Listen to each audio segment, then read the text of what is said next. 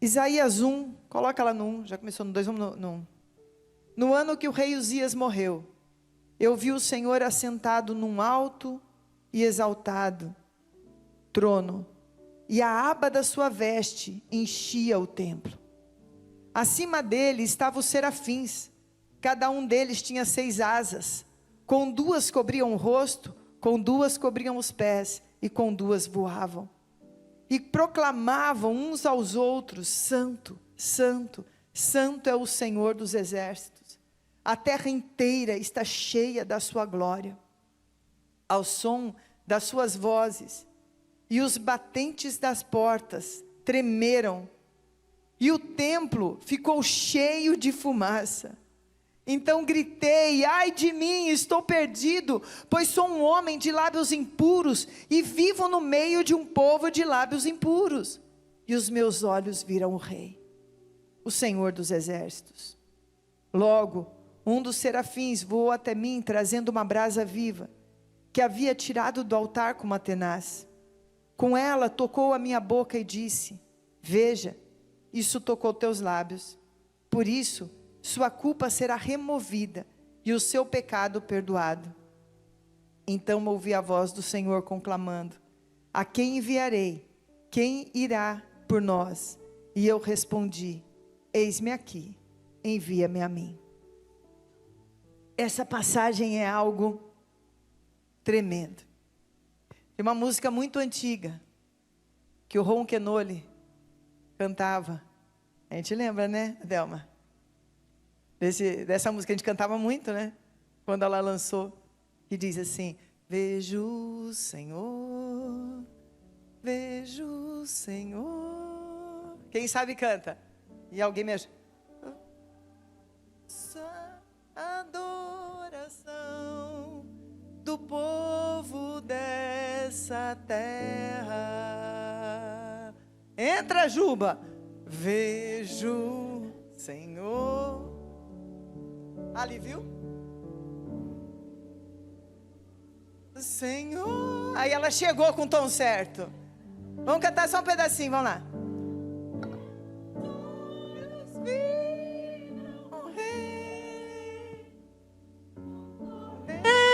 Sobre o trono, reinando para sempre.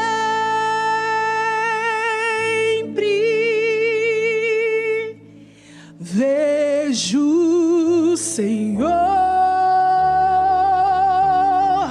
Vai imaginando essa cena, irmão. Senhor,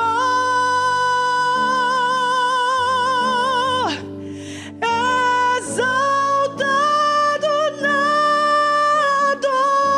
adoração do povo dessa terra. Vejo, Senhor, vejo, Senhor,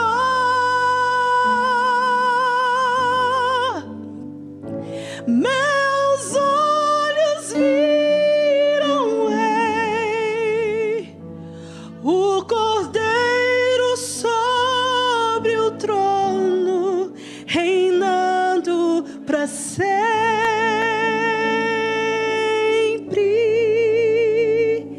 Amém. Tem outra parte, mas aí a gente precisa lembrar a letra. As vestes.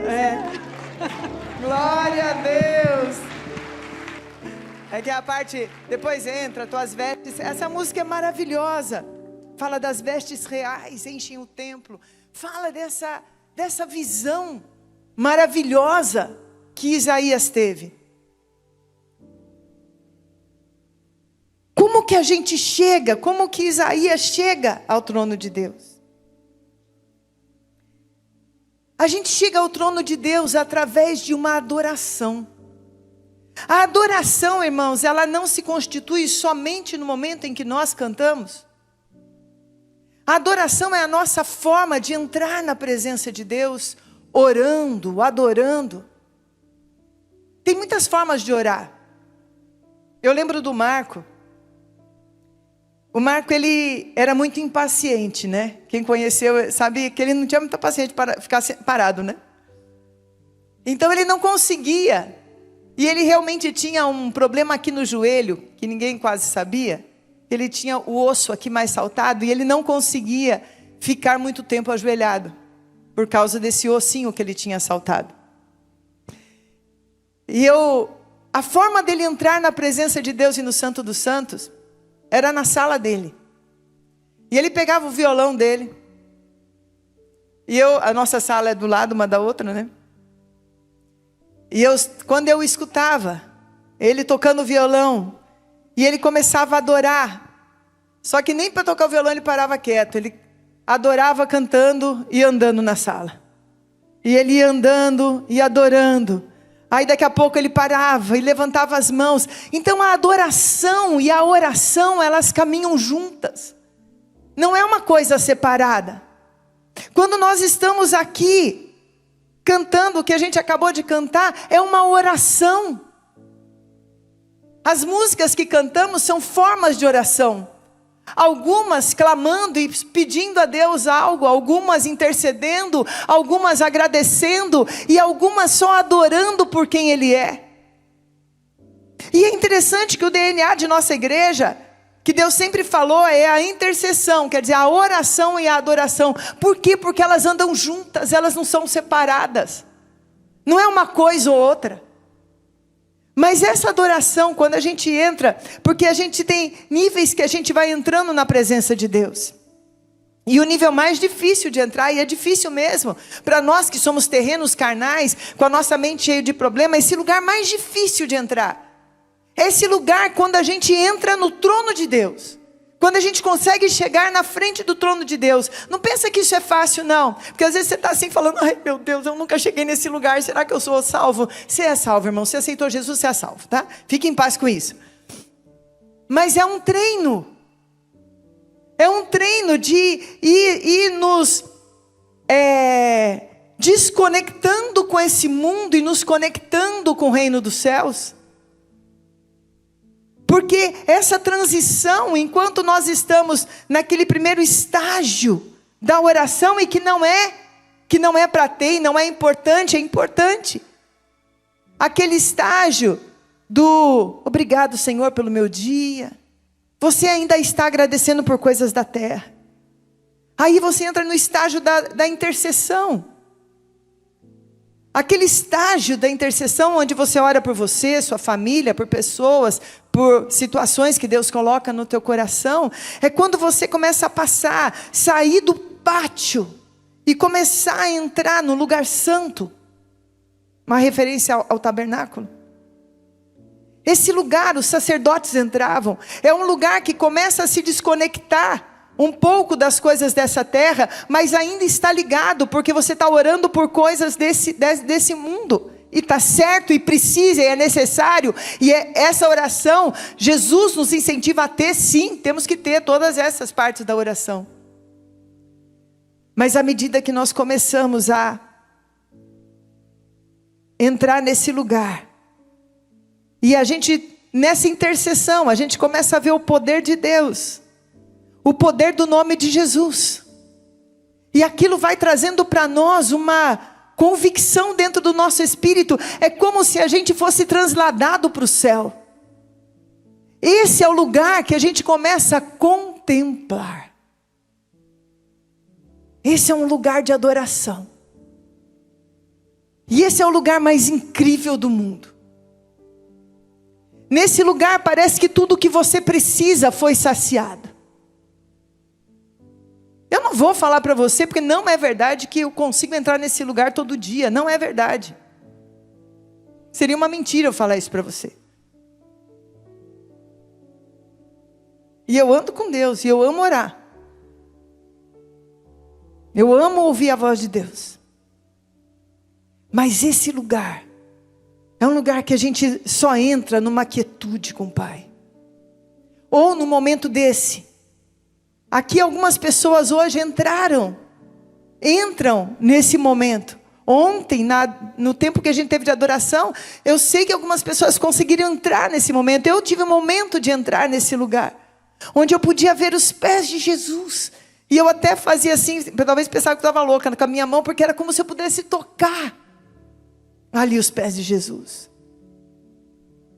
E esse lugar de adoração, Deus tem nos falado: filho, eu quero te conduzir para esse lugar. Eu quero conduzir o seu coração para ser um adorador. Porque o adorador, ele conhece. Nem que você não entre nesse lugar muitas vezes, mas as vezes que você entrou são inesquecíveis.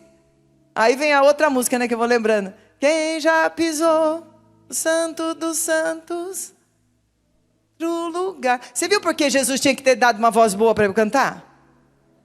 Ele tinha que ter dado essa voz para mim. Seria mais legal, porque a gente cantava no meio da mensagem, né? Mas eu quase mato você se eu fizer isso. E é exatamente isso, porque algumas vezes, você acha que Isaías todo dia ia lá para a sala do trono, era assim? Lógico que não. São momentos específicos, mas que um adorador, depois de ter essa experiência, ele não é mais o mesmo. Ele nunca mais é o mesmo. A adoração, irmãos, é algo tão lindo e tão poderoso. É muito mais do que uma emoção que a gente tem na hora que a gente está cantando ao Senhor. E isso não estou tirando a validade e a importância disso. São estágios. Estágios importantes. Eu vou ter muito mais momentos de me emocionar ao declarar palavras de amor a Jesus do que esses momentos da sala do trono. Mas Deus está nos chamando para que todos nós possamos viver essa experiência. Ele está chamando adoradores que não adorem como meninos mais, mas adoradores que adorem em espírito e em verdade. Adoradores que anelem por esse lugar, mais do que qualquer outra coisa na sua vida. E sabe, irmãos, muitas vezes isso vai pedir de nós algumas renúncias. Uma das coisas que Jesus falava para a gente na sexta-feira, na oração aqui, é que Ele não vai nos conduzir a esse lugar porque nós merecemos, mas porque nós valorizamos e desejamos estar. Porque merecer, querido, vou te dar uma triste notícia, você nunca vai merecer, nem eu. A gente não merece a nossa salvação. A gente não merece o amor de Deus. Não pense que você é a coisinha mais bonitinha, que você é o sonho do coração do Pai. Você não é nada disso. Mas Ele te amou de todo o coração. E Ele te formou com as próprias mãos. E Ele tem um propósito sobre a sua vida. Que você já fez um monte de besteira para sair desse propósito. Certo? Estou errada? Não estou, né? Que a gente gosta de achar que a gente é a coisa mais linda do mundo, que a gente é tão santo. Não é. Não é. E vai doer menos se você reconhecer mais rápido, tá? Porque Deus te ama tanto, que Ele vai te corrigir até você entrar na vontade dEle. Quando Ele desistir de te corrigir, é porque Ele desistiu de você. Então, enquanto você está sendo corrigido, glorifica. Que você ainda é amado.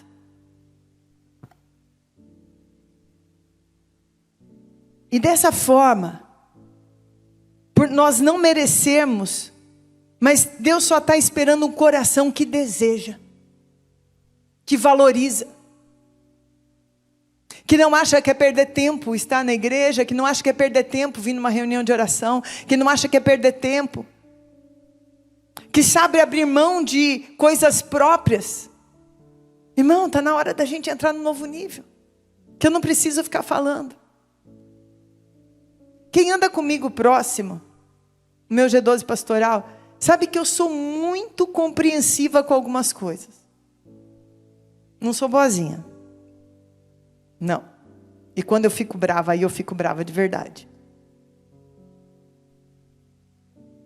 Mas eu sou muito compreensiva. Eu valorizo. Às vezes tem reunião de G12, é um aniversário de alguém, da família, eu falo, é importante valorizar a família, valoriza a família, eu tenho essa coisa. Mas tem hora, irmão, que a gente tem que discernir os tempos. Tem coisa que a gente pode perder e tem coisa que a gente não pode. Tem coisa que a gente pode falar assim, hoje dá. Mas tem hora que a gente tem que discernir. Senhor falou que Ele vai se manifestar ali naquele momento. Eu vou valorizar isso? Ou eu vou valorizar que eu já estou cansadinho, porque hoje eu fiz isso. Espera aí, gente. Discernam os tempos, Desejem a presença de Deus. É tempo da gente entrar numa maturidade dessa presença, porque Deus quer nos levar a esse lugar. E é interessante porque Isaías começa essa palavra falando assim. Por que ele fala no ano da morte do rei Uzias? Porque ele estava falando, quando começou um novo ciclo para o meu ministério profético, porque para cada rei, pela forma que eles agiam, Deus levantava o profeta para profetizar sobre a nação. Estão entendendo o que eu estou falando, gente? Está sendo difícil demais? Não, você tem a mente de Cristo, você pega rápido as coisas. Naquele momento, o ministério profético de Isaías mudou de ciclo, mudou para um novo tempo, porque entraria um novo rei. E uma coisa interessante que Deus me falou aqui, Deus foi me falando tanta coisa, que nem a pastora ontem pregando, né? Que Deus pega uma passagem e começa a mostrar um monte de coisa para a gente, naquela mesma passagem, tem um monte de mensagem naquilo lá, né? Que o que marcou o ministério do rei Uzias, e que aí marcou o ministério profético de Isaías, que ele teve que profetizar sobre aquilo, foi que o rei Uzias, também chamado de Acasias, ele começou muito bem. E Deus o prosperou. Eu tenho essa passagem, está em 2 Crônicas 26. Deixa eu ler com vocês, porque isso aqui é importante para a gente saber o ciclo que a gente saiu, para a gente não voltar nunca nesse ciclo, tá? Isaías não, é 2 Crônicas. 2 Crônicas 26, no versículo 5, falando do reinado de Uzias, que começou a reinar com 16 anos. Vamos falar o 5, diz: ele fez o que era reto perante o Senhor, segundo tudo que fizera Amazias seu pai. Propôs-se a buscar a Deus nos dias de Zacarias, que era sábio nas visões de Deus. Nos dias em que buscou o Senhor, Deus o fez prosperar. Mas aí o que acontece? O que marcou esse reinado? Se você falar o que Deus prosperou, o que Deus o levantou, o que Deus o fez conhecido das nações, o que Deus abençoou, mas aí ele caiu na artimanha do inferno, 16. Mas havendo-se já fortificado, exaltou-se o seu coração para a sua própria ruína, e cometeu transgressões contra o Senhor seu Deus, porque entrou no templo do Senhor para queimar incenso no altar de incenso. O pecado de orgulho foi o que marcou uma pessoa que Deus tinha um plano, que Deus tinha algo tremendo, maravilhoso, mas ao ver o Senhor o exaltando, ele permitiu que o orgulho entrasse no coração dele. E muitas vezes eu já falei, que nós como igreja, já pecamos muito com orgulho. O diabo tenta nos roubar pelo orgulho, porque realmente Deus ama essa igreja e essa igreja é maravilhosa. Mas esse ciclo também acabou. Esse ciclo acabou porque agora é o ciclo de entrarmos na presença de Deus e vermos o Senhor na sua grandeza, com coração humilde, com coração sabendo que não somos nada, que tudo vem dele, tudo é para ele, tudo que temos, tudo que fazemos, os nossos dons, os nossos talentos, a bondade do Senhor sobre nós, a nossa igreja alegre, bonita, esse culto sempre maravilhoso que nós temos, seja quando eu estou aqui, quando eu não estou, também é um derramar de Deus, porque não se trata de pessoas, não importa se é a Juba, a Cote, o Guilherme, se é a Clésia, quem é que dirige o louvor, porque a presença de Deus vem, porque não se trata de pessoas, se trata da presença de Deus nesse lugar.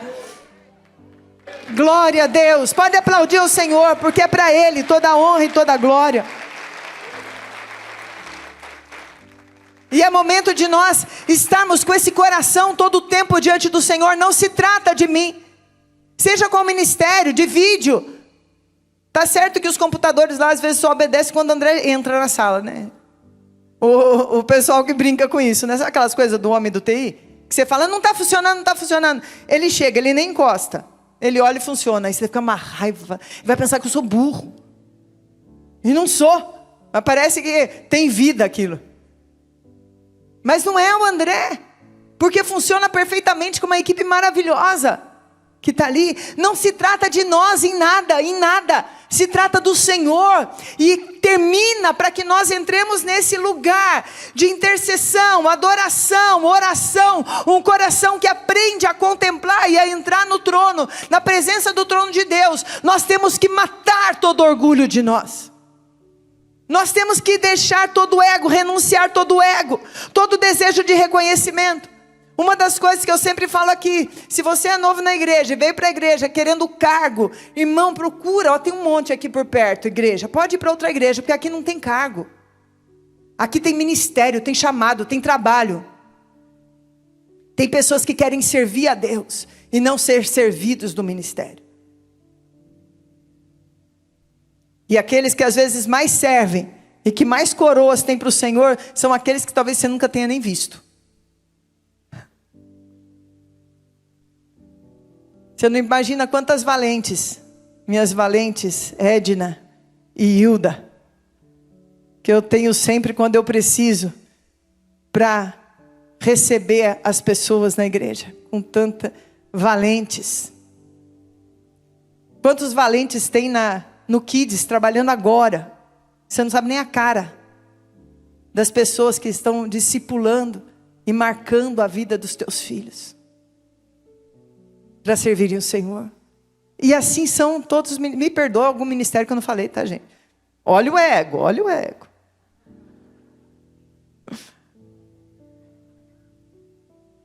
Mas sabe o que tem na sala do trono? Quando a gente chega lá, ali é um lugar de ver a glória de Deus. E quando a gente vê a glória de Deus, como aconteceu com Isaías. O que aconteceu quando ele viu aquela glória? Ele reconheceu toda a sua imundície. Porque às vezes a gente se acha muito puro, né? Muito perfeito. E aí a gente dá até o trabalho de ficar julgando o outro irmão, né? Porque eu sou tão puro, tão perfeito. É porque você não entrou nesse lugar ainda. E quando você entra ali, toda a sua impureza vem à tona. Isaías era um dos homens mais santos que existia naquela época, gente. Ele profetizava a palavra de Deus e a primeira coisa que ele fala, meus lábios são impuros. Olha a beleza de Deus ao trazer isso. Quando chega a presença de Deus para nós, a gente começa a reconhecer como sou falho.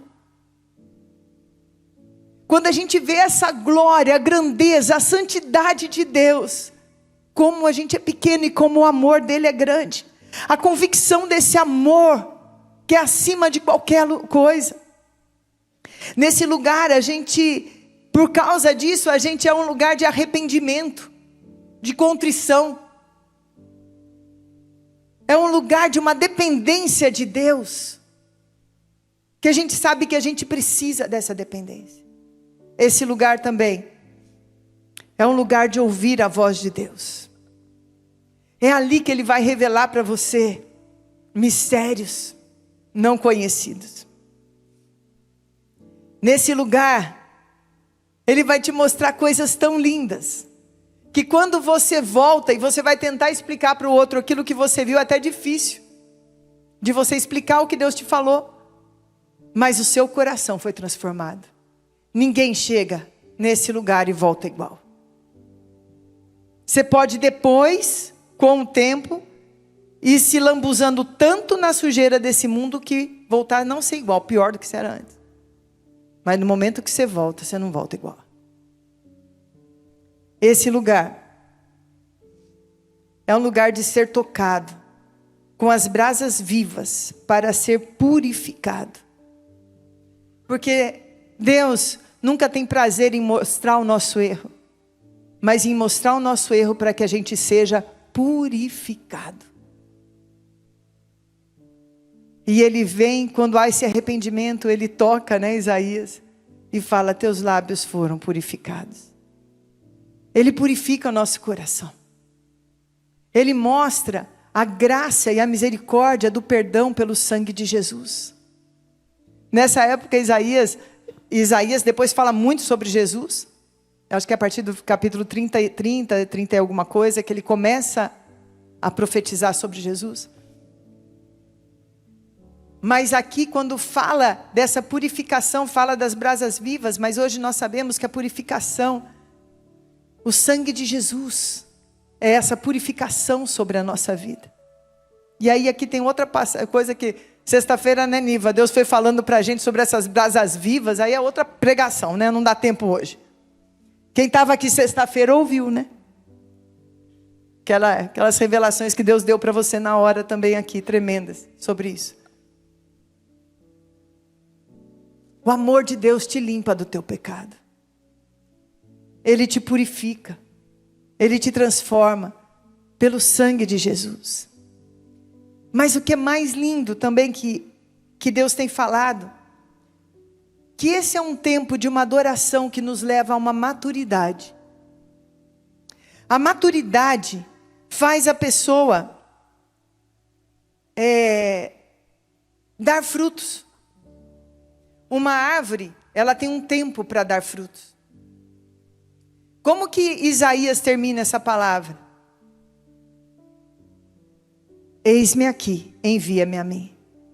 Porque quando nós somos tocados por isso, a pessoa madura, a pessoa infantil, ela fala: vamos construir aqui. Aquela época Pedro era bem infantil ainda, né? Quando ele estava com Jesus no monte, que apareceu Moisés, Elias. E muitas vezes nós estamos que nem Pedro ali, sabe? No monte.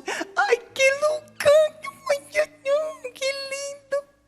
Senhor, vamos construir uma tenda aqui, ficar só nós aqui, os outros que morram. Merece tudo ir para o inferno mesmo, né, Senhor? Então,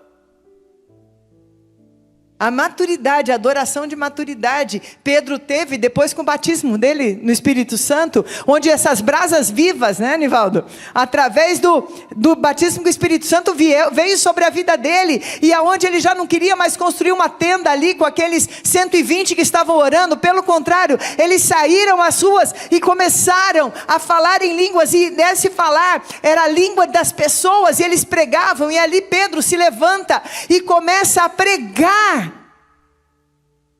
Porque ali já era uma adoração de maturidade. Hoje na sala de oração tivemos de novo palavras sobre maturidade. A maturidade que faz com que aquilo que eu tenho, eu vou passar para o outro. É tempo de maturidade sobre essa igreja. É tempo de nos alegrarmos nessa igreja. É tempo de nós entendermos quem o Senhor é. Deus tem feito coisas lindas, lindas. E nesse momento, queridos, eu quero falar para você que nós temos um culto de oração, sexta-feira. E você é convidado. A gente só não tem quando tem rede ou quando tem algum outro evento na igreja. Quando tem alguma coisa que nos impede, a gente avisa. É o momento de buscar. A gente tem uma sala de oração lá embaixo, para você ter o seu tempo a sós com Deus. A gente tem tido oração todo dia às 6 da manhã pelo online, que você recebe todo dia o link, que a Ellen tem o trabalho de mandar o link. A gente está querendo entrar nesse lugar. E essa é a igreja que você faz parte. Essa igreja que você está aqui associado. E é isso que Deus tem para você. Uma hora de entrar na sala do trono. Entrar na presença de Deus. E eu queria que a gente terminasse essa palavra Queria que o pessoal do louvor viesse aqui. Será que a gente consegue cantar Veja o Senhor? Vamos cantar? Vamos ter esse momento? Mesmo que você não chegue nesse lugar de contemplação, mas fechar teus olhos e deixar o Espírito te levar a um lugar mais profundo de Deus. Será que você consegue? O que você acha de você se levantar agora? Você deseja? A minha pergunta hoje, irmão, merecer você não merece, mas você deseja? Você valoriza essa presença? Você quer essa presença, irmão? Fecha teus olhos agora e fala para Deus que você deseja. Fecha teus olhos agora e fala para o Senhor que você valoriza. Fala para o Senhor que você quer ter essa visão dEle. Que você quer ver esse lugar, que você quer chegar nesse lugar. Começa a clamar, levanta a tua voz se você quer. Começa a clamar, Senhor, me leva para esse lugar. Senhor, tira as minhas limitações, ó Deus, para que eu possa ver a sala do trono. Tira toda a minha carnalidade, tira a minha razão, tira meus argumentos, tira agora, Senhor. Tira as feridas emocionais, os traumas, tira, Senhor, tira da minha mente nesse lugar e só me leva até a sala do trono. Começa a clamar, irmão, começa a desejar, porque se tiver meia dúzia nessa igreja que deseja de verdade, Deus vai começar com essa meia dúzia. Mas Ele só precisa que tenha pessoas que realmente querem esse lugar, que querem muito mais do que só ver os milagres por uma satisfação terrena, mas que conhecem a grandeza da eternidade e querem isso e desejam isso. Começa a clamar.